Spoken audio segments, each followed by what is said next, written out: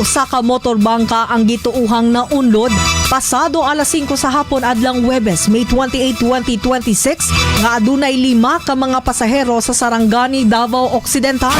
Sa impormasyon gikan sa Coast Guard Station Davao Occidental, ang motorbangka giila nga MBCA Kessel J nga ulahing nakita sa kadagatan duol sa Olanivan Islet, Sarangani, Davao Occidental ug sakay niini sila Alhude Tablingon, Rehes Kia, Heboy Masalta, Ariel Tablingon ug Jordan Butal.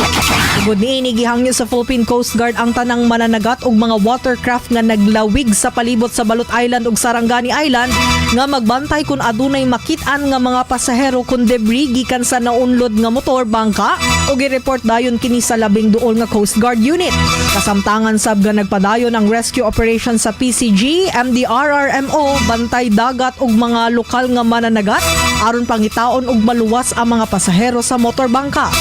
Kainumduman nga kagahapong adlaw base sa Sea Travel Advisory sa PCG,